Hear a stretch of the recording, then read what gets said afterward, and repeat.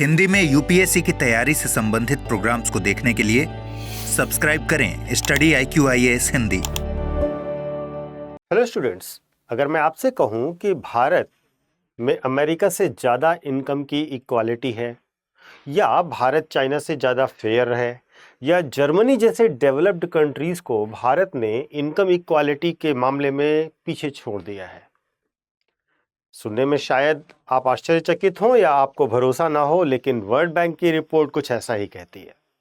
तो आज हम इस वर्ल्ड बैंक की लेटेस्ट रिपोर्ट, जो कि गिनी कोफिशिएंट पर आधारित है, गिनी गुणांक पर आधारित है, उस पर चर्चा करेंगे और मैं आपको बताऊंगा कि कैसे भारत ने 171 करोड़ लोगों को गरीबी से बाहर निकालकर इस इम्पॉसिबल को पॉसिबल बना दिया है। वास्तव में ये एक बड़ा आर्थिक सिद्धांत है गिनी कोफिशिएंट का, जो देशों में, विभिन्न देशों में और विभिन्न समाजों में आय की असमानता को मापता है। आय की असमानता का तात्पर्य है अमीर और गरीब के बीच की खाई को मापता है। तो यह गिनी कोफिशिएंट क्या है, वर्ल्ड बैंक की रिपोर्ट क्या कहती है, भारत अगर चौथे स्थान पर है तो टॉप 3 कंट्रीज कौन है, साथ ही साथ भारत की तुलना अन्य देशों के साथ करेंगे और भारत कैसे इस मुकाम तक पहुंचा उस पर भी बात करेंगे। तो शुरू करते हैं आज का वीडियो। और आज का वीडियो है भारत में इनकम इनइक्वालिटी की खाई घटी, और ये रिपोर्ट है वर्ल्ड बैंक की, ये विश्व बैंक की रिपोर्ट है, और ये रिपोर्ट विश्व बैंक की गिनी गुणांक पर है। जो अर्थशास्त्र पढ़ने वाले बच्चे हैं वे गिनी गुणांक को बेहतर समझते होंगे। इस टॉपिक को शुरू करने से पहले, जैसा कि हमेशा, मैं आपको अपना टेलीग्राम चैनल बताता हूं। आप इस टेलीग्राम चैनल से जुड़ सकते हैं और संबंधित वीडियो की PDF प्राप्त कर सकते हैं। और अगर आपकी तैयारी में कोई समस्या आ रही है जहां पर आपको किसी राय या सलाह की ज़रूरत है, तो आप यहां पर आकर के मुझसे पूछ सकते हैं। शुरू करते हैं आज का वीडियो। सबसे पहले खबर क्या है, न्यूज़ क्या है। तो अगर हम न्यूज़ की बात करें तो विश्व बैंक ने एक रिपोर्ट जारी की है, और उस रिपोर्ट के अनुसार वर्ल्ड बैंक कह रहा है कि भारत विश्व का चौथा सबसे समान देश बन गया है। सबसे समान कहने का मतलब आय असमानता में कमी आई है।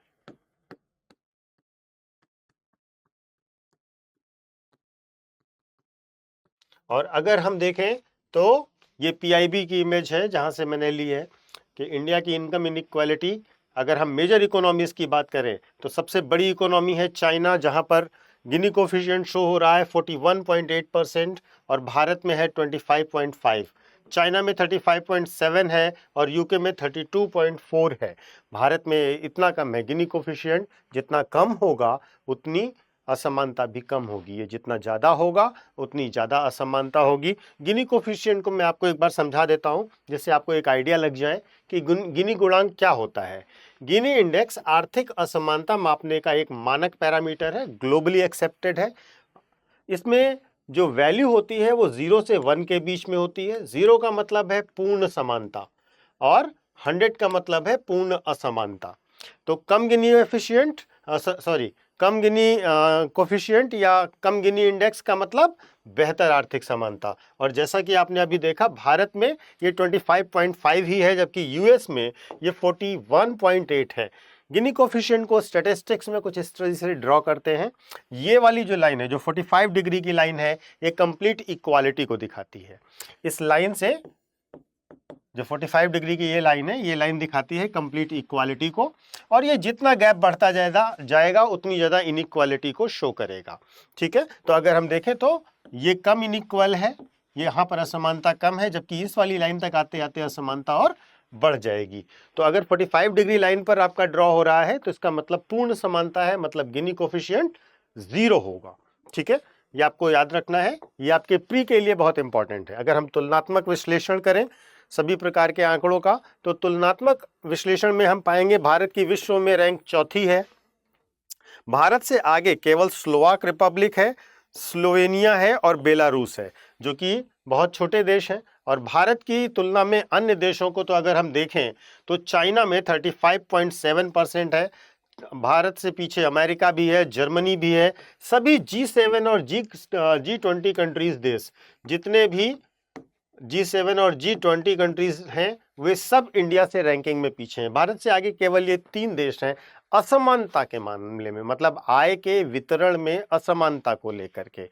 तो ये एक बड़ा सक्सेस है, ये एक बड़ी रिपोर्ट है। देखिए, भारत में गरीबी कम होने, अत्यंत गरीबी से बाहर निकलने, अगर आप देखें तो हाल फिलहाल में इससे संबंधित कुछ वीडियोस मैंने किए भी हैं, और ये रिपोर्ट्स इंडिया की नहीं है, ये रिपोर्ट्स वर्ल्ड बैंक की हैं। ठीक है, तो आप इसको ट्रस्ट कर सकते हैं और आप इस पर भरोसा कर सकते हैं, क्योंकि विश्व बैंक की रिपोर्ट है। तो गरीबी उन्मूलन सबसे बड़ा कारण रहा हमारे यहाँ आय की असमानता कम करने का। देखिए, गरीबी उन्मूलन में क्या हुआ, गरीबी उन्मूलन में लगभग 171 मिलियन लोगों को अत्यधिक गरीबी से निकाला गया, और ये डेटा कम से कम पिछले 3 वीडियोस में मैंने रिपीट किया है, अलग अलग वीडियोस में, लेकिन किया है। मतलब ये महत्वपूर्ण डेटा है, बार बार न्यूज़ में आ रहा है। यह दुनिया की सबसे बड़ी गरीबी उन्मूलन पहल है। 2011 से 2019 के बीच में कुछ ऐसा रहा कि 2011-12 में 16.2% भारतीय आबादी चरम गरीबी में रह रही थी, जो कि 22-23 में घटकर केवल 2.3% हो गई। यानी कि पिछले 11 वर्षों में 13.9% की रिमार्केबल कमी देखी गई, बहुत बड़ी कमी देखी गई। इसमें बहुत सारी योजनाओं का भी योगदान रहा। आपको लगभग अब आइडिया लग गया होगा अगर आप हमारे वीडियोस को फॉलो करते हैं। जैसे अब आप इसमें कहें तो जनधन योजना का बड़ा योगदान रहा, जनधन योजना का बड़ा योगदान रहा, जो डीबीटी है उसका बड़ा योगदान रहा, या इन दोनों को हटा के हम सीधे सीधे कह दें जो जैम ट्रिनिटी है उसका बड़ा योगदान रहा, क्योंकि इससे बेनिफिशियरी क्लास आइडेंटिफाई हुआ, उसे सीधा लाभ पहुंचा, और उस लाभ के मिलने के कारण व्यक्ति अपनी गरीबी रेखा से, अपनी वंचनाओं से बाहर निकल पाया। इतनी सारी चीज़ों में सुन के तो बहुत अच्छा लग रहा है, लेकिन कुछ चुनौतियां और आलोचनाएं हम फिर भी कर सकते हैं। हमें लगता है कि कई बार आप अलग अलग विश्लेषकों से अलग अलग बातें सुनेंगे, तो इसकी जो आलोचनाएं हो सकती हैं, इसकी जो चुनौतियां हो सकती हैं, उस पर भी हम बात कर लेते हैं। देखिए, सबसे पहली प्रॉब्लम है डेटा की विश्वसनीयता, जहां पर बहुत सारे लोग अलग अलग तरह के अध्ययनों के द्वारा यह प्रूव करेंगे कि अलग अलग तरह के अध्ययनों से अलग अलग परिणाम आ रहे हैं, मतलब ये एग्जैक्ट डेटा नहीं है। दूसरा, ग्रामीण और शहरी डेटा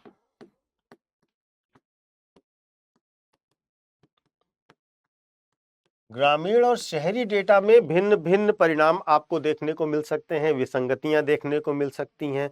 आर्थिक सर्वेक्षण के आंकड़ों से जब इनकी तुलना करेंगे तो आपको डेटा अलग मिलेगा। तो एक तरीके से हम कह सकते हैं कि डेटा की जो ट्रस्टवर्दीनेस है, जो विश्वसनीयता है, वो निश्चित तौर पर कहीं ना कहीं एक बार प्रश्न चिन्ह लगाती है इस पर। दूसरी चीज, क्षेत्रीय असंतुलन की अगर हम बात करें, अगर हम ये मान भी लें कि हाँ असमानता कम हुई, गरीबी कम हुई, तो आप देखेंगे तो आपको पता चलेगा कि वास्तव में राज्यों के बीच में बहुत असमानता है।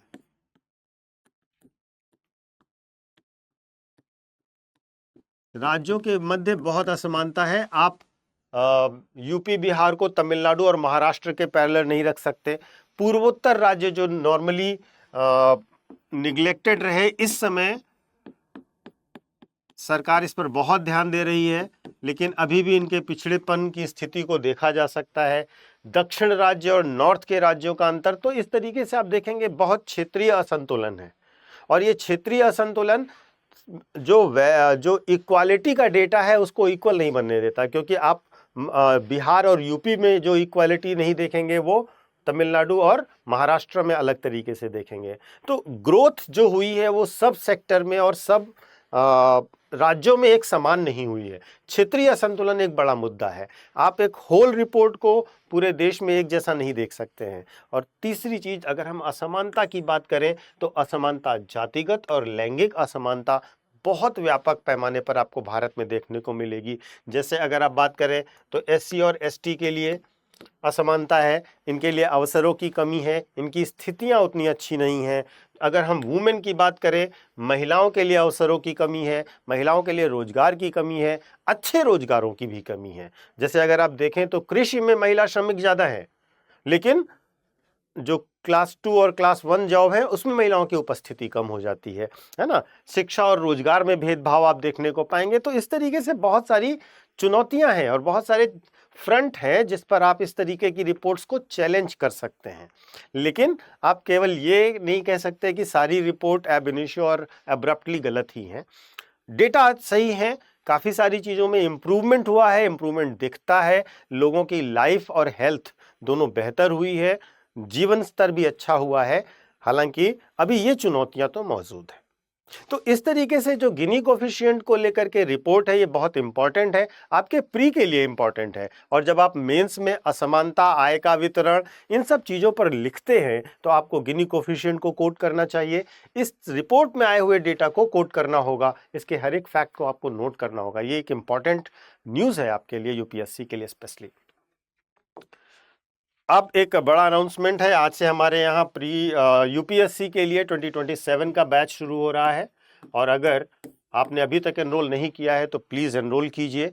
2026 में जो भी बच्चे यूपीएससी देने जा रहे हैं, जिन्होंने अभी तक कोई बैच ज्वाइन नहीं किया है, ये लास्ट चांस है कि वे इस बैच को ज्वाइन कर लें। आज से क्लासेस शुरू हुई हैं, आज केवल फाउंडेशन और इंट्रोडक्शन हुआ है। अगर आप इसे ज्वाइन करते हैं तो कल से मॉर्निंग में 8 बजे से आपकी क्लासेस रेगुलर चलेंगी। विद इन 1 ईयर आपका पूरा course with study material, notes, test series, writing practice, सब कुछ अवेलेबल करा के कराया जाएगा। इसके साथ अगर आप सफल होते हैं तो आपको मेंस में भी यहाँ दिल्ली में रहने का और तैयारी कराने का प्रोग्राम दिया जाएगा, जो कि फ्री ऑफ कॉस्ट होगा आपके लिए। और इसके साथ साथ आपका इंटरव्यू के लिए भी इंटरव्यू गाइडेंस प्रोग्राम होगा। हिंदी मीडियम के बच्चों के लिए बहुत सी दिक्कतें होती हैं, उन्हें बहुत बेहतर गाइडेंस नहीं मिलता। हम आपको हिंदी में पूरा मटेरियल, हिंदी में सारी क्लासेस, साथ ही साथ हिंदी में सारे टेस्ट और मेंटोर भी देंगे, जो आपके प्लान्स पर आपसे चर्चा करेगा, आपको बेहतर तरीके से पूरे साल, 1.5 साल तक मोटिवेट रखेगा और आपके लिए हमेशा हेल्पफुल होगा। तो आप इसके लिए देर मत कीजिए और ज्वाइन कीजिए हमारा प्रतिज्ञा बैच, जो 2026 के लिए है। इसकी फीस केवल 9,999 है और इसके लिए आपको सिर्फ क्या करना होगा, ये कोड इस्तेमाल करना होगा। तो आप स्टडी IQ IAS के ऐप पर जाएं, वहां पर आप ऐप में लॉगिन करें, हिंदी कोर्सेज में जाएं, 2026 प्रतिज्ञा बैच पर क्लिक करें। आपको क्या करना है, वहां जाकर के जब आप बैच परचेज करेंगे तो PK लाइव कोड का इस्तेमाल कीजिए और PK लाइव कोड का इस्तेमाल करके आपको केवल ये फीस देनी है और आपकी क्लासेस कल से शुरू हो जाएंगी और वेरी सून आपको आपके बुक्स भी मिल जाएंगे। ठीक है, तो ये है हमारा प्रोग्राम। अब आते हैं प्रश्न पर। विश्व बैंक की हालिया रिपोर्ट के अनुसार भारत विश्व का चौथा सबसे समान देश बन गया है। इस संदर्भ में निम्नलिखित कथनों पर विचार करें। नंबर 1, भारत का गिनी इंडेक्स स्कोर 25.5 है। भारत में चरम गरीबी 2011-12 में 16.2% से घटकर 22-23 में 2.3% हो गई है। गिनी इंडेक्स 0 का स्कोर पूर्ण समानता को दर्शाता है। इस मामले में भारत चीन से बेहतर स्थिति में है। आपको बताना है निम्नलिखित में से कौन सा सही है। 1 और 2, 2 और 3, 1, 2, 3 और 1, 2, 3, 4। अपने उत्तर आप कमेंट बॉक्स में कमेंट करके बताइए। मिलते हैं नेक्स्ट वीडियो में। Thank you so much. Hindi में यूपीएससी की तैयारी से संबंधित प्रोग्राम्स को देखने के लिए सब्सक्राइब करें स्टडी IQ IAS हिंदी।